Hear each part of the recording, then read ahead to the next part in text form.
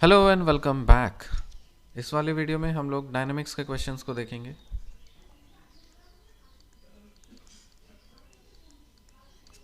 और क्वेश्चन है a point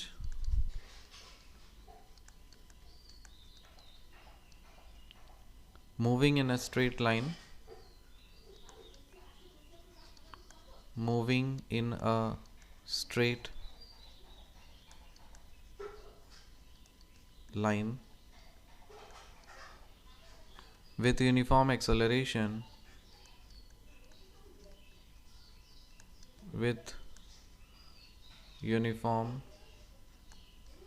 acceleration describes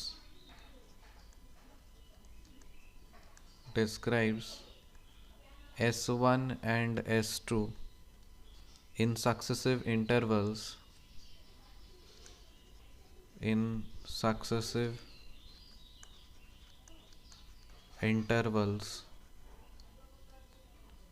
T1 and T2 seconds. Prove that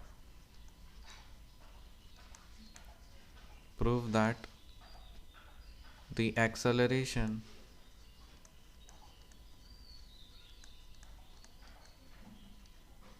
is 2 times S2 T1 minus S1 T2 divided by T1 T2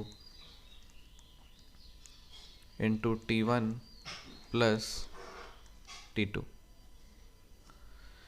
और मैं बता दूं कि इस तरह के क्वेश्चंस यूपीएससी के बहुत ही फेवरेट हैं। आप प्रीवियस ईयर क्वेश्चन उठा के देख लीजिए, आप ट्रेंड आपको दिख रहा होगा कि दे आर आस्किंग कि कुछ रिलेशंस हाई फाई टाइप का, इस तरह का कुछ रिलेशंस वो लोग दे देते हैं और बोलेंगे अच्छा ये प्रूव करो एंड सो ऑन।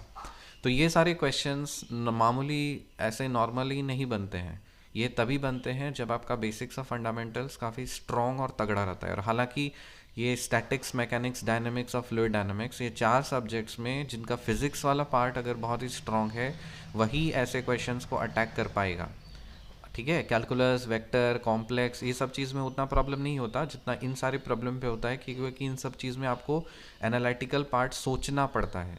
और वो तभी हो पाएगा जब आपका फाउंडेशन मजबूत होती है। ठीक है, बहुत लोग गलती ये क्या करते हैं कि फाउंडेशन को ध्यान नहीं देते और सिर्फ चले जाते हैं कि मेन वाले पोर्शन पे हाँ ये पढ़ लेंगे वो पढ़ लेंगे। ऐसा नहीं होता बाबू।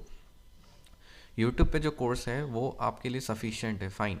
अगर आपको लगता है कि यूट्यूब का जो कोर्स है उससे करके आप बन पा रहे हैं आपके क्वेश्चंस, आपका कॉन्फिडेंस आ जा रहा है तो अच्छी बात है। लेकिन कॉन्फिडेंस आने के साथ साथ वो भी मैटर करता है कि आप रिसेंट वाले चीज़ों को पढ़ रहे हो या पुराने वाले चीज़ों को पढ़ रहे हो।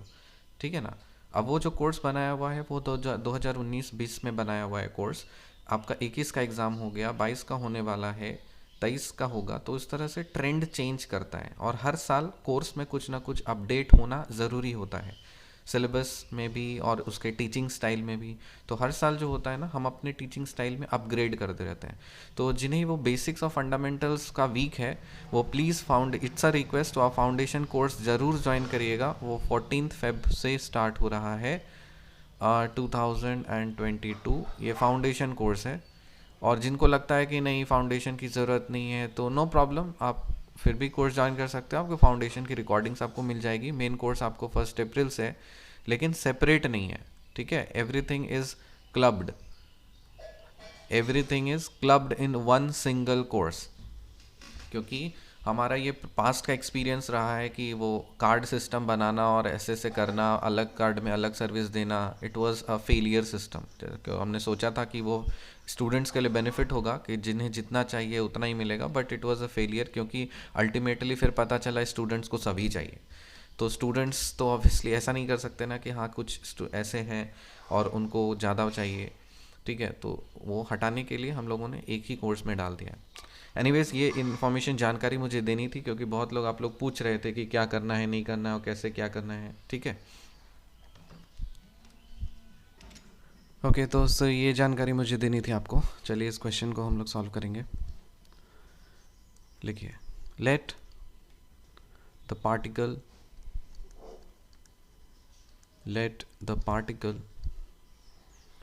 move along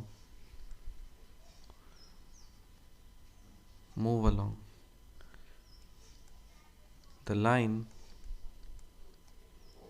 OX। अब यहाँ पे डायग्राम्स का बहुत इंपॉर्टेंट रोल होता है, ठीक है। तो आपको क्या बोला, एक पॉइंट है जो कि एक स्ट्रेट लाइन के अलॉन्ग मूव कर रहा है, तो हम एक स्ट्रेट लाइन बना देते हैं और इसका डायरेक्शन सपोज हम इस साइड दे देते हैं कि एक पार्टिकल है जो कि इस डायरेक्शन में मूव कर रहा है, और ये पार्टिकल सपोज मान लेते हैं यहाँ पे है कहीं, यहाँ से स्टार्ट किया इसने और ये राइट साइड ये मूव कर रहा है, it's moving on the right hand side, ठीक। A point moving in a straight line with uniform acceleration describes s1 and s2 in successive intervals t1 and t2। मतलब ये बताने की कोशिश कर रहा है कि एक मोमेंट में, एक समय पे ये पार्टिकल ए पोजीशन पे था, उसके बाद ये पार्टिकल शिफ्ट होकर के आपका बी पार्ट पे चला आया, ठीक है। तो अगर ऐसी बात है तो यहाँ से यहाँ का डिस्टेंस आपको बोला है s1 और यहाँ से यहाँ तक का डिस्टेंस बोला है आपका s2, ठीक है। ये t1 टाइम पे है और ये t2 टाइम पे, बात आ रही ना समझ में। ये t1 टाइम पे है क्योंकि दो सक्सेसिव इंटरवल्स, यहाँ पहुँचा है t1 समय में और यहाँ पे पहुँचा है t2 समय में, या इधर पहुँचे, ठीक। अब देखिए इसको हम और कैसे लिख सकते हैं, मान लेते हैं लेट OA, इस OA को हम S1 माने हैं एंड AB को हम S2 मानते हैं। सो इसके अकॉर्डिंग क्या दिया हुआ है, अकॉर्डिंग टू गिवन प्रॉब्लम आप लिखोगे according to given problem, according to given problem the particle travels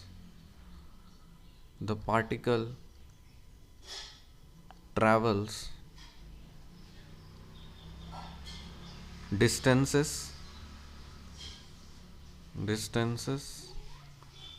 OA and AB in times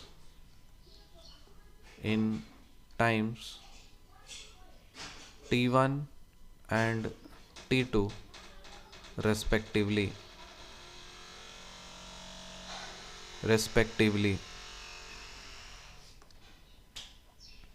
Thus particle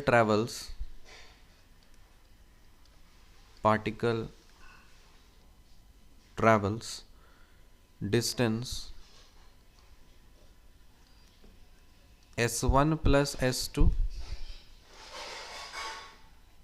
in T1 plus T2 seconds। ये बात आ रही है समझ में। ये देखिए क्या क्या बताने की कोशिश कर रहा है कि सपोज यहाँ से यहाँ तक पार्टिकल एक 2 मीटर चला, ठीक है, और उसके बाद फिर यहाँ से यहाँ तक का डिस्टेंस मान लेते हैं 4 मीटर है। ये पहला 2 मीटर ये 20 सेकेंड में कवर किया और दूसरा 4 मीटर ये सपोज 30 सेकेंड में कवर किया, 30th सेकेंड में इतना, ठीक है ना। मतलब पहला डिस्टेंस ये 20 सेकेंड में कवर किया और दूसरा डिस्टेंस ये 30 सेकेंड में कवर किया है, बराबर।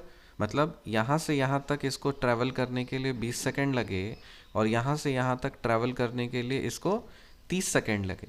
तो टोटल ट्रैवल करने के लिए कितना सेकेंड लगा, मतलब 8 4 2 6 मीटर को इसने ट्रैवल किया है कितने सेकेंड में, T1 प्लस T2 मतलब 50 सेकेंड में।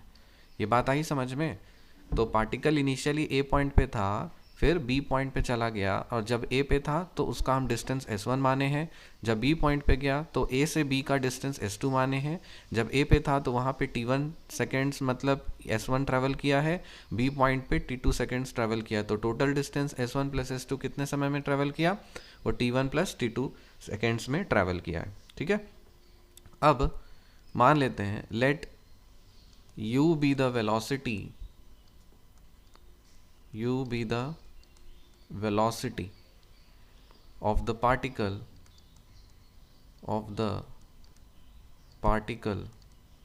at O, and let f be its uniform acceleration. f be its uniform acceleration. क्या बोला कि आपका ये मतलब इस पॉइंट पे आपका जो वेलोसिटी है, एक इनिशियल वेलोसिटी u बोला है, और उसका जो यूनिफॉर्म एक्सेलरेशन से ये ट्रैवल कर रहा है. मीन्स ये velocity is not changing, the acceleration is uniform through out. Okay, अब देखिए, अब हम इसको पार्ट बाय पार्ट में सॉल्व करेंगे. मतलब इसका बाइफर्केशन हम लोग इस तरह से करेंगे. For motion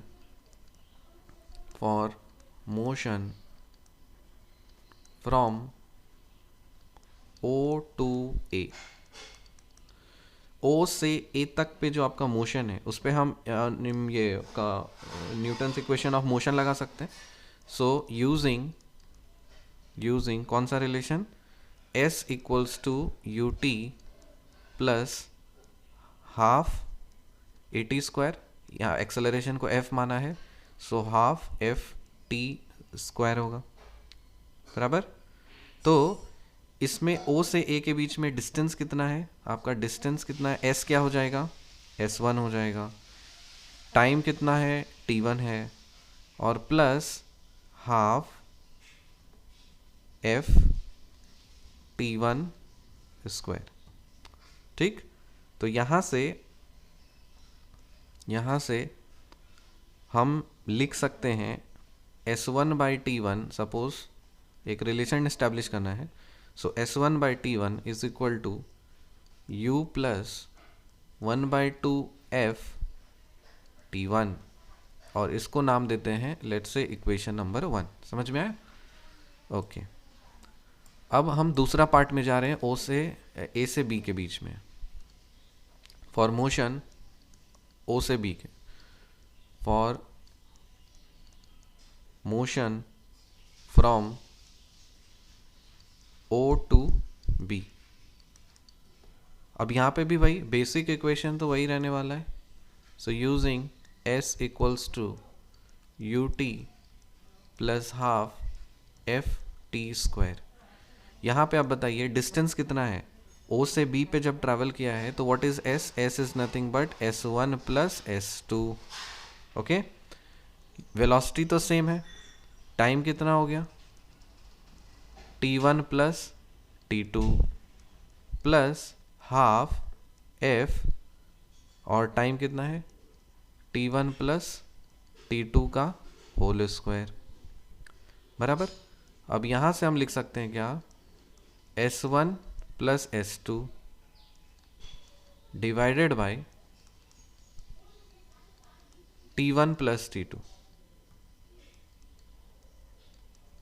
U plus half F T1 plus T2, और इसको हम नाम दे देते हैं लेट्स से इक्वेशन नंबर 2. ठीक है. अब हमें क्या करना है, आपको क्या बोला कि एक्सेलरेशन प्रूव करना है कि ये है. तो एक्सेलरेशन ये अगर प्रूव करना है तो हमको क्या F निकालना पड़ेगा, F का रिलेशन इस्टेब्लिश करना पड़ेगा. तो उससे हम क्या करते हैं, U को एलिमिनेट करते हैं. दोनों इक्वेशन 1 और 2 से क्या करते हैं, subtracting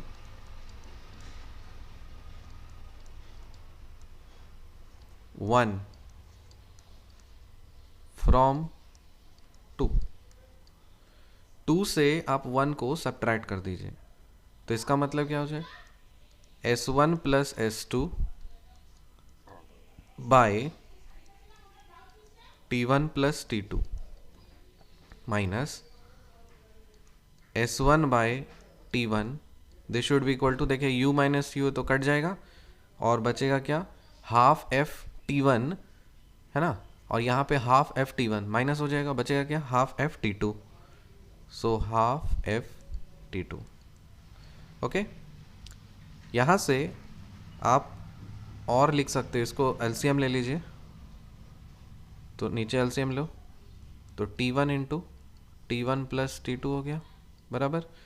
और इसको करोगे तो ऊपर में T1 से मल्टीप्लाई करना पड़ेगा, S1 plus S2 minus of S1 times T1 plus T2, कोई दिक्कत नहीं, and equal to 1/2 F of T2. So this implies S1 T1 plus S2 T1 minus S1 T1 minus S1 T2 divided by, नीचे में क्या है, T1 into T1 plus T2 equals to 1/2 F of T2। यहाँ तक clear है? चलिए बस एक आखिरी स्टेप बचा हुआ है। यहाँ पे देखिए क्या कैंसिल हो सकता है। यहाँ पे S1 T1 तो ये उड़ा दें, बचेगा क्या, S2 T1 minus S1 T2, ठीक है, डिवाइडेड बाय, अब देखो यहाँ पे हमको क्या करना है, इसको क्या करना है हमको, F को अकेला रखना है, तो 2 को हम इस साइड भेज देते हैं, T2 को हम नीचे भेज देते हैं। सो T1 हो जाएगा और T2 हो जाएगा, और इधर T1 प्लस T2, और ये 2 इस साइड मल्टीप्लाई हो गया ना, और इक्वल टू F। यही आपको प्रूव करना था। Quite easily done, quod erat demonstratum, hence proved. तो इसमें क्या था क्वेश्चन में कुछ नहीं था, लेकिन ये मैं आपको बता दूं कि दिस वाज आस्क्ड इन, बहुत पुराना क्वेश्चन है और यूपीएससी का ही क्वेश्चन है, और this was asked in IAS के एग्ज़ाम में पूछा था 2004 में, ठीक है, और कानपुर यूनिवर्सिटी में भी पूछा गया था सेम क्वेश्चन। जो आईएएस में पूछा गया था कानपुर यूनिवर्सिटी में पूछा गया था 2007 में।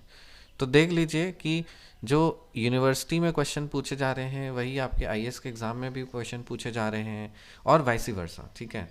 तो कहीं से भी क्वेश्चन पूछ सकते हैं, आपको जो मर्जी क्वेश्चन दे दे। वही मैं बार बार बताता हूँ, आपका अगर फाउंडेशन या बेस तगड़ा है फिर आपको कोई नहीं हिला सकता, ठीक है। फिर आपको ईयर के पीछे नहीं भागना पड़ा, अरे ये PYQ है, ये यूपीएससी का क्वेश्चन है, इसके भी ये सॉल्व करो, ये सॉल्व करो, अरे ज़रूरत ही नहीं है। आपका बेस स्ट्रांग है ना, आप सब क्वेश्चन आप बना लोगे। हाँ, PYQ सॉल्व करने से आपको एक आइडिया मिलता है कि किस तरह का ट्रेंड है, तो उसी लिए तो हम लोग हैं ना, कि हम लोग क्या करते हैं, वो ट्रेंड स्टडी करके हम लोग हर साल कोर्स को अपडेट करते हैं कि what is the latest trend, क्या पूछा जाता है। जैसे आपने देखा था 2020 में हुबहू क्वेश्चंस लड़ गए थे कितने सारे, देखा था ना, पोस्टर के साथ हम लोगों ने प्रूफ दिया था। 21 में भी बहुत सारे मैक्सिमम क्वेश्चंस लड़े हैं, एग्जैक्ट भी और सिमिलर भी, कोर्स से, अधिकतर जूम के कोर्सेज से लड़े। तो उसी तरह से हम लोग उस तरह से अब स्टडी करते हैं, अपग्रेड करते हैं। सो आई होप कि आपको ये वाला क्वेश्चन समझ में आया होगा, और हम एक होमवर्क आपको दे रहे हैं ताकि इसी रीति से आप इसी एनालॉगस वे में आप इस क्वेश्चन को सॉल्व कर सकें। So right homework for you. Question है, the velocity of a train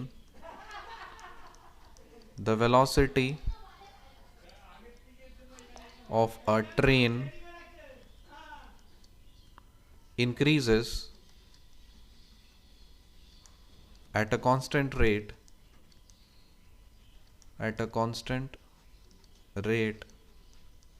f1 from rest to v, then remains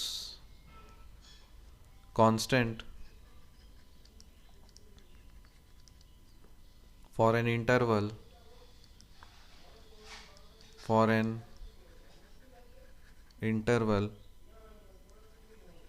and finally decreases to 0 at a constant rate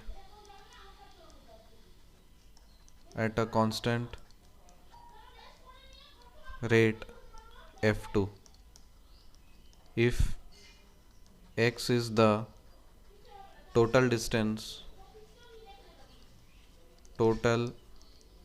distance described, prove that the total time taken, the total time